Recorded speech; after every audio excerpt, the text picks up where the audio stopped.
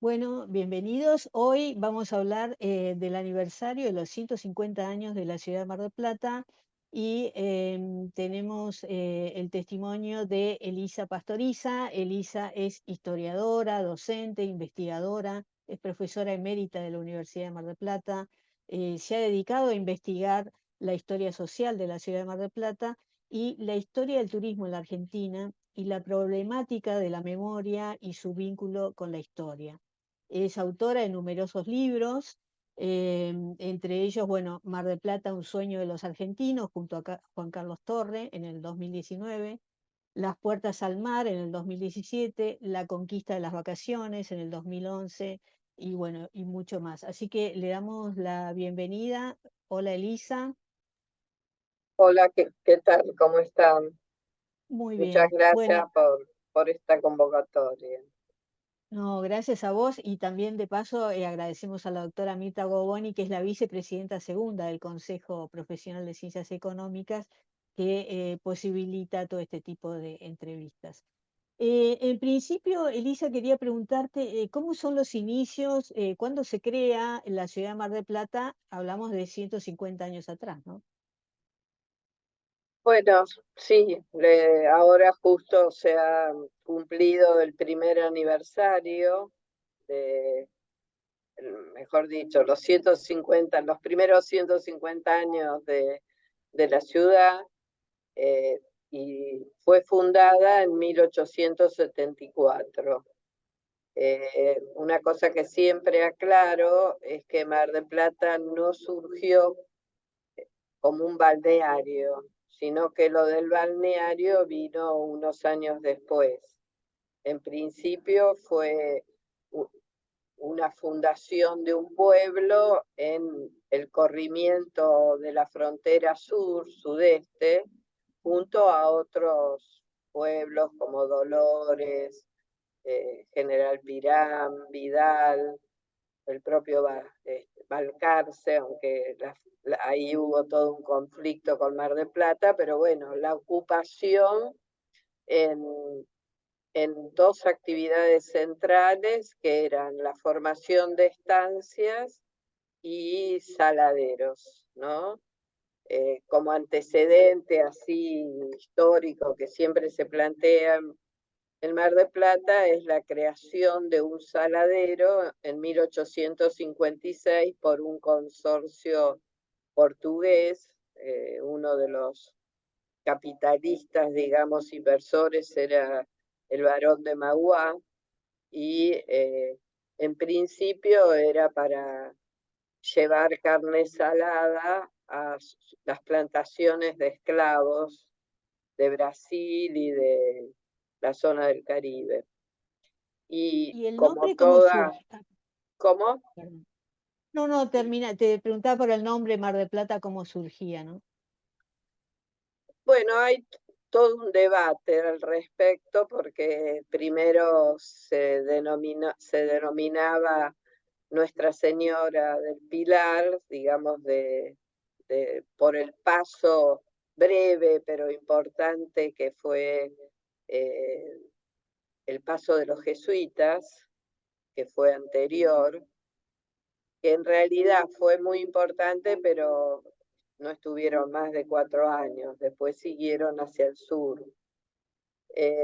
Y bueno, el nombre, algunos se lo atribuyen al fundador, que es Peralta Ramos, pero también formaba parte de toda, digamos, nomenclaturas que tenían que ver con Río de la Plata, Mar de la Plata, es decir, hay toda, también hay algunas teorías que dicen del brillo que tenía el mar o que tiene, pero en esa época se ve que era mucho mayor, y entonces fosforescencias o noctículas también se las llaman, y bueno, que eso le dio el nombre, ¿no? Que Y, en definitiva fue o se oficializa cuando se da la fundación, que es un pedido de Peralta Ramos, al que era en ese momento gobernador de la provincia de Buenos Aires, y luego de todo un conflicto con los de Balcarce, que era un partido, digamos, ya establecido, y se genera toda una controversia en qué lugar se daba la formación del poblado. Los balcarceños querían que fuera en la zona serrana, y bueno, y Peralta Ramos en lo que estaba más cercano al puerto, ¿no? Que era lo que les interesaba en ese momento. Pero este conflicto que se llama entre costeros y serranos no fue único de esta zona, también se da en Lobería, es decir, como que se repite en varios lugares porque, bueno, formar un pueblo generaba, además de, de que el lugar lo valorizaba, en este caso eran tierras de Peralta Ramos, eh, generaba toda una serie de beneficios económicos e institucionales que, bueno, había una pugna, ¿no? Por dónde se establecía. A tal modo que el Balcarce como pueblo, no como partido, se va a fundar 2 años después, que se funda Mar del Plata. ¿Y cómo se fue poblando? Las tierras eran de Peralta Ramos y cómo empieza a llegar la gente ahí y se va formando. Bueno, la, hay en primer lugar la actividad económica que genera mucha mano de obra va a ser el saladero, ¿no? Eso fue lo primero que provoca, eh, digamos, que haya cierto inicio de migración a este lugar, que luego con la formación del pueblo, con la instalación de, de almacenes de ramos generales, bueno, todo lo que genera eso hace que comience a poblarse.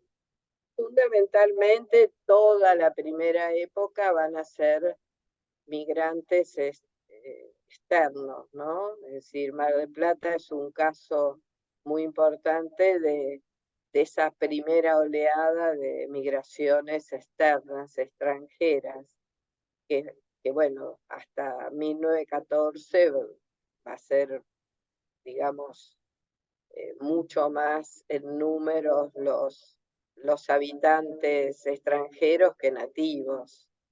Eh, es algo que también va a caracterizar la historia de la ciudad. Incluso mucho más de este primer censo del siglo XX, porque no es el primer censo nacional, que va a ser el 14, ¿no? Porque va a haber primordialmente población extranjera.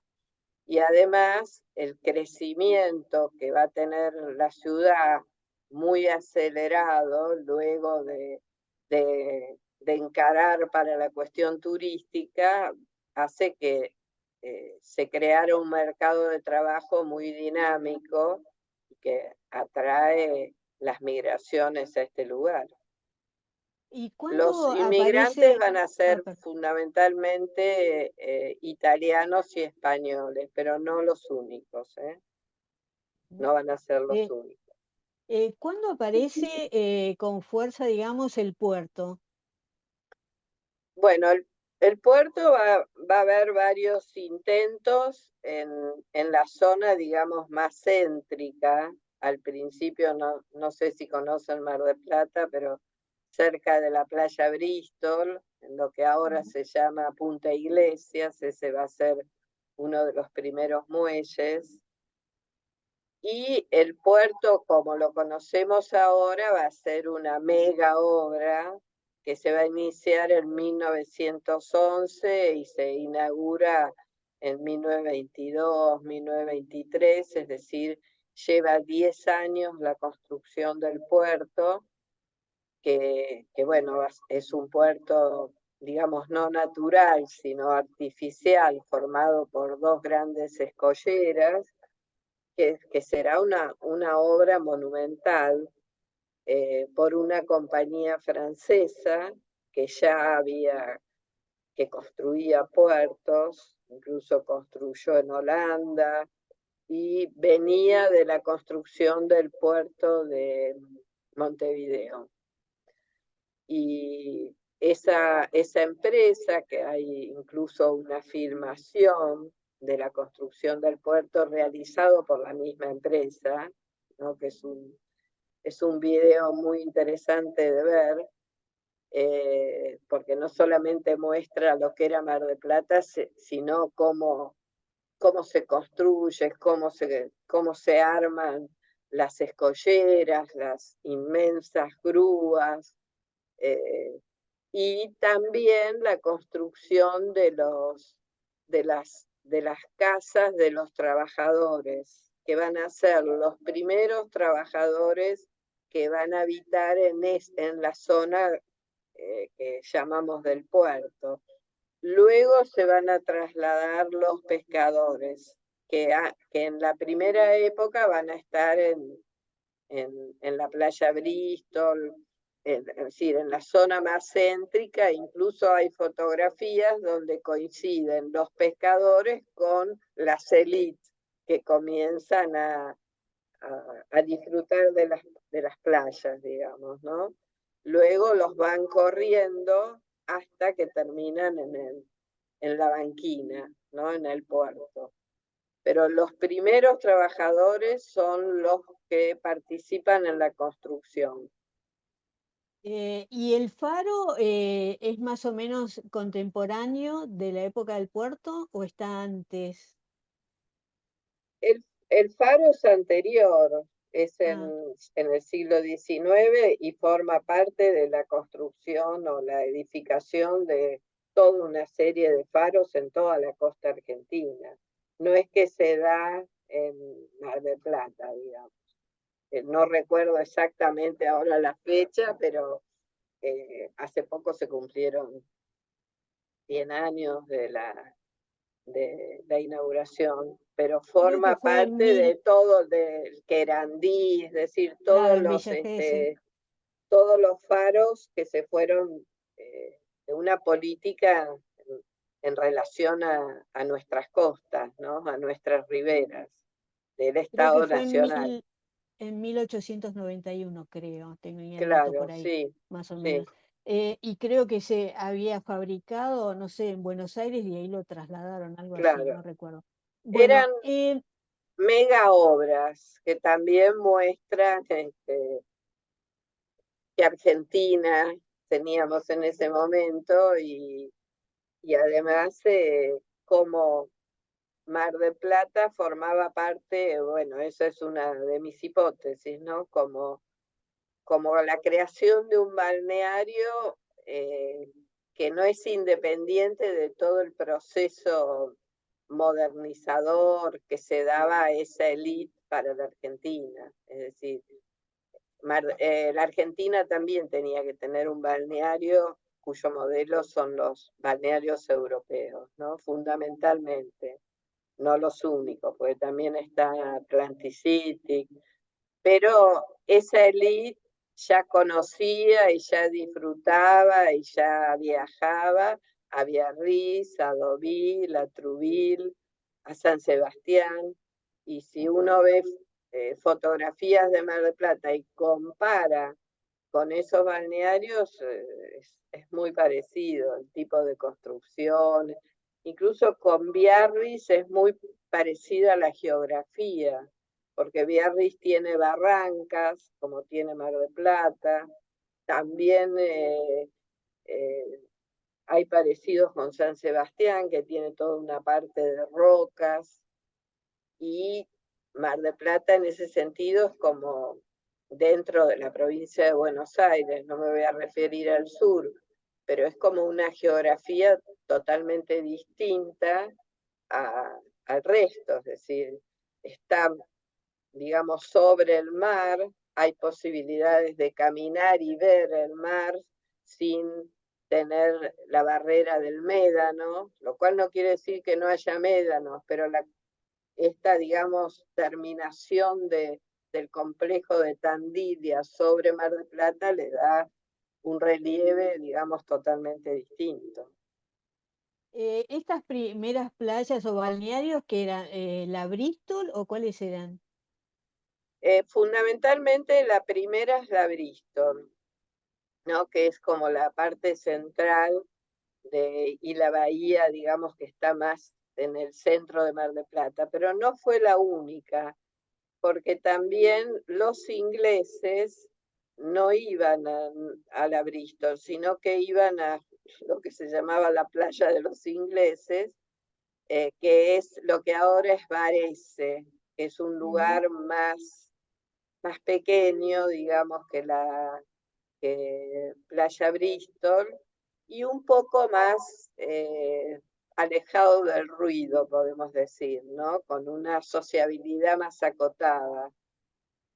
¿Quiénes eran los ingleses? Bueno, en general los funcionarios del Ferrocarril del Sur, los que arman el Golf Club, es decir, había toda una colectividad inglesa que incluso ellos intentan hacer un gran hotel, que fue el Hotel St. James, que no se terminó.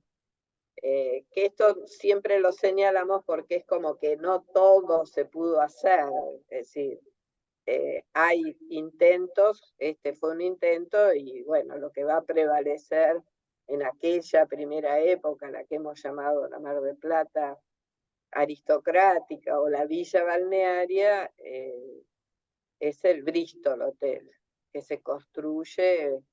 eh, la primera temporada se considera que es en 1886, que es cuando llega el ferrocarril. El turismo está asociado indisolublemente al ferrocarril. Y el hotel, el Bristol, se inaugura, lo he estudiado bastante, por eso me acuerdo de la fecha, el 8 de enero de 1888, o sea, 2 años después ya, o sea, todo es con gran velocidad, ¿no? Y el Bristol es una sociedad que se da entre los Luro, todos los hijos de los primeros, Claro. ¿no?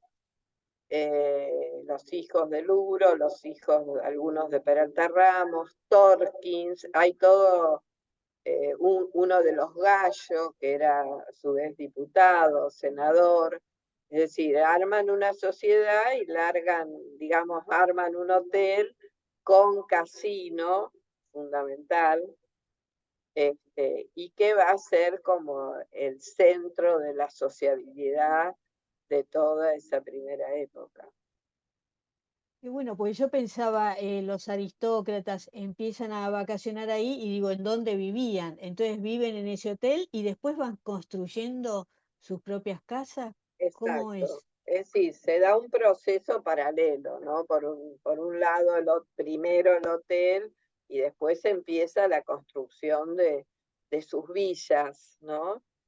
Eh, Hay algunas familias, por ejemplo, están las memorias de María Rosa Oliver, que era una familia muy importante. Ellos no tenían una casa acá, estaban un mes, 2 meses en el Bristol, que es muy interesante el capítulo donde ella cuenta, porque bueno, uno a través de esa literatura, además de los diarios, puede conocer cómo era esa vida, ¿no? En ese hotel, las fiestas, comedores para chicos, lugares para las institutrices, cuándo iban a la playa, cuántas horas estaban en la playa, y junto con el hotel empiezan a aparecer, y las primeras villas, empiezan a aparecer las ramblas, las primeras ramblas, ¿no? Que son eh, esas instalaciones que conectan el mar o la playa con, digamos, el pueblo en ese momento, no podemos hablar de ciudad. claro. Y También en ese hotel, perdón, ¿no? En ese hotel las vacaciones eran de diciembre a marzo. ¿Qué sí, pasaba el resto del año con el hotel? ¿Cómo se mantenía? y en general los hoteles en el verano cerraban o se En el invierno. abrían para algunas ocasiones, pero durante todo un tiempo era como que luego de la temporada eran, digamos, tan importantes las ganancias que se podía mantener, ¿no? O se usaba para reacondicionarlo, en el caso del Bristol, continuas ampliaciones, es decir, como que siempre se estaba agregando o habitaciones o pisos o un nuevo comedor, que hay unas fotografías de ese comedor que es algo fantástico. Es decir, se, se iba engrandeciendo a medida que esa cantidad de turistas iba aumentando. Lo ¿Y mismo cuándo? pasaba con las Ramblas, que las Ramblas también es un espacio muy importante para ver esa sociabilidad. Hubo 3 Ramblas de madera y luego en 1913 se inaugura la Rambla, en esa época se llamaba de material, como si la madera no fuera un material, eh, que va a ser una rambla impresionante, ¿no? Que se la llama también la rambla francesa, eh, con, con toda una promenada, negocios lujosísimos, todos los mejores negocios de Buenos Aires estaban ahí, la prensa, eh, staff, digamos, para La Nación, el diario La Prensa, eh, también confiterías, es decir, esa rambla era muy importante. Y esa rambla duró nada más que 27 años, que también nos habla de la velocidad de todo, ¿no? Nada más que 27 años cuando se construye la actual rambla, que va a ser en los años 30, cuyo arquitecto va a ser Alejandro Bustillo. Perfecto. Y es ahí la Rambla donde están esos lobos, Esa es la las rambla de esculturas de los Bustillo, lobos. sí. Y esos lobos son de esa época o fueron después puestos. No, fueron poco después que se construyó la rambla nueva, Mm. como se la llama, que, que va a ser, digamos, un cambio de postal de Mar del Plata, la construcción de esa rambla. Y eso se Ah, da en los años 30, donde se modifica el perfil de la Mar del Plata aristocrática, porque el Bristol deja de funcionar, o sea que se caen los pilares, digamos, de la Mar del Plata primera, ¿no?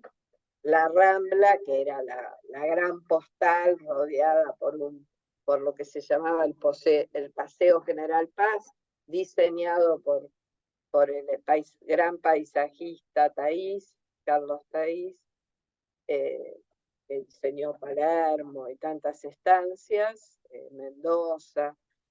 Y bueno, y eso los conservadores, paradojalmente, son los que van a tirar abajo eso y a armar una nueva postal de la ciudad más relacionada con una ciudad turística más amplia socialmente, digamos, una donde ya venían otros sectores sociales y donde también se da un traslado de esa élite que ya no le gusta la playa Bristol porque ya no es un lugar donde se sienten, digamos, cobijados, y los conservadores también van a hacer el proyecto de Playa Grande. El actual eh, balneario Playa Grande también se construye en los años 30. Y el complejo de Bustillo no solamente es una nueva rambla, es un edificio para el casino que antes no tenía. El casino se jugaba en el Bristol, se jugaba en el Club Mar del Plata, y un hotel. Es decir, es como un reemplazo en su totalidad, un nuevo hotel que es el Hotel Provincial, que no va a ser inaugurado en, en los 30, porque en realidad lo primero que se inaugura es el casino, en el 38, sino que va a ser inaugurado por el peronismo, pero el proyecto es en los 30 Qué y bárbaro. es ¿Y de cuándo Bustillo. empieza la construcción masiva de los edificios y todo eso? ¿En qué época? Eso en durante el peronismo, con la ley de propiedad horizontal en 1948. Ya existían algunos edificios, pero al no existir la ley no se podía dividir en departamentos, en unidades por propietarios, sino que todo el edificio era de un propietario. Lo que produce justamente la ley de propiedad horizontal es permitir esa división. Y en general esos edificios eran más de una persona o de una sociedad, y los departamentos se daban más para alquiler, no se podían vender. Con la ley de propiedad horizontal, eh, no solamente se produce una construcción importante en Mar del Plata, sino también en Buenos Aires y en las grandes ciudades de la Argentina, ¿no? Pero bueno, en Mar del Plata es un boom de la construcción impresionante que se da con la ley. Y cambia, ese es el cambio que introduce el peronismo desde el punto de vista urbano, estoy hablando, ¿no? Es decir, si bien la Ribera sigue igual a la armada por los conservadores en los años 30, se le agrega, digamos, o se transforma toda la cuestión de la aparición de los edificios de altura, que van a reemplazar a muchos chalets, es decir, muchas villas y muchas casas de la época anterior se van a demoler y van a surgir los edificios. Por ejemplo, la Avenida Colón. Si uno ve una fotografía pre-ley de propiedad horizontal, es una avenida llena de chalets y luego es llena de edificios, ¿no? El barrio de Los Troncos se conserva, ¿no? El tema de las casas. Sí, sí, Mm, igual hay cambios, ¿no? Pero sobre todo en la parte, digamos, costera, donde han aparecido edificios. Pero ujú. adentro del barrio se conserva. El cambio que hay, esto estoy hablando de los últimos 20 años, es que muchos marplatenses han podido ser propietarios, porque también ha habido una emigración de esas familias que, que no pueden mantener esas casas o que se han ido a otros balnearios, ¿no? Ujú. Entonces, esas casas que en general eran de turistas o de veraneantes, ahora hay muchas que pertenecen a gente de Mar del Plata, a locales, como se lo llama. Locales, claro.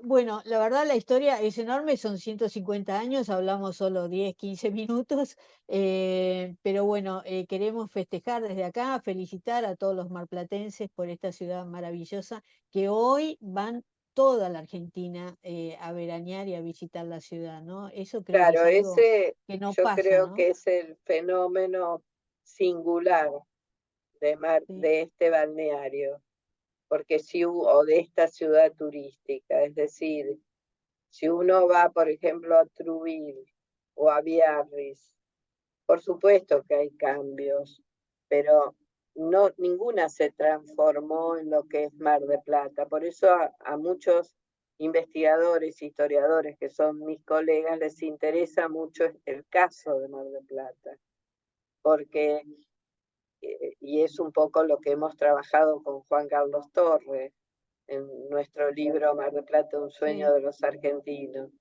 que porque habla de lo que es nuestra sociedad, ¿no? Lo que ha sido. Es decir, que por qué un bien que fue Mar del Plata no podía ser del conjunto de la sociedad. Y entonces, si uno mira la trayectoria de la ciudad a lo largo del siglo XX, ve que hay como un continuo agregado de sectores sociales que primero, qué sé yo, serían las aristocracias, luego la burguesía del interior, luego las clases medias altas, luego las clases medias, hasta que finalmente también llegaron los trabajadores. qué Que bárbaro. en eso fue muy importante, bueno, en primer lugar la política de turismo social del peronismo, pero fundamentalmente, más masivamente, la hotelería sindical. La hotelería de los sindicatos, de los gremios, que se desarrolló en, desde fines de los 60, más masivamente en la ciudad. Y que ese también es un fenómeno único. No existen los otros balnearios que los sindicatos, o en los otros países que tienen balnearios, que los sindicatos tengan sus hoteles. Eso también es algo Sí, interesante y sí, es singular. verdad. Y mucha gente cuando hace el comentario, gente que vive en el norte, que dice no conoce el mar, lo primero que hacen es, para conocerlo es ir a Mar del Plata, no dicen Villa Gesell, Pinamar, dicen Mar del Plata, ¿no? Mm, claro. Bueno, muchas gracias Elisa por lo que nos comentaste y bueno, nuevamente felicitaciones por estos 150 años. Así que bueno, te agradecemos y bueno, un agradecimiento también a Mirta Goboni, la vicepresidenta segundo del Consejo, por este tipo de entrevistas que podemos llevar a cabo. Muchas gracias, ¿eh? Bueno, gracias a ustedes. Adiós. Buenas tardes.